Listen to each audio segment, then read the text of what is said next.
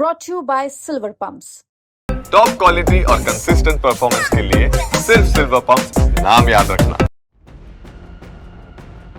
पहलगाम में आतंकी हमले के बाद भारत ने कड़ा कदम उठाया है और सिंधु जल समझौता आंशिक रूप से निलंबित कर दिया। सरकार के इस फैसले के बाद अब भारत में ही इसे लेकर आवाजें उठने लगी हैं।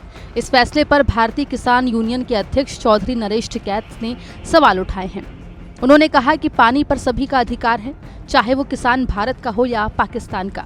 आतंकवाद के लिए केवल पाकिस्तान ही नहीं बल्कि भारत सरकार की नीतियां भी जिम्मेदार हो सकती हैं।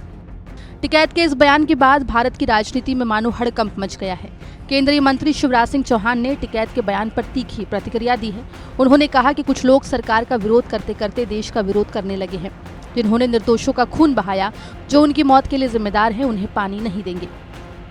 कुछ लोग सरकार का विरोध करते करते देश का विरोध करने लगे हैं।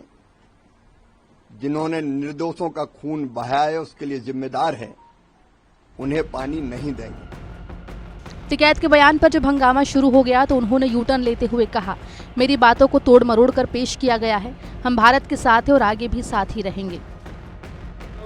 पहलगाम में जो आतंकी हमला हुआ है उसके बाद आपका एक बयान खूब वायरल हो रहा है कि पाकिस्तान का जो पानी बंद किया गया है उस पर आपने कुछ कहा है, क्या है पूरा मामला? नहीं, हमारी बात तरोड़ मरोड़ का पेश करी जा रही है। न तो वो किसी ने वो सारी वीडियो दिखाई। भाई हम तो भारत के साथ है, पहले तो साथ रहते आए, अब भी साथ है, आगे भी साथ रहेंगे। इस तरह की वो नहीं बात किसी को कुछ या महसूस हुई होगी उसके लिए हम खेत जतावे, सीने कोई बात है। हम तो हमारा तो इतिहास खराब करने की वो है बातचीत। इतिहास क्यों खराब करने देंगे हम? भाई क्या कहा था आपने?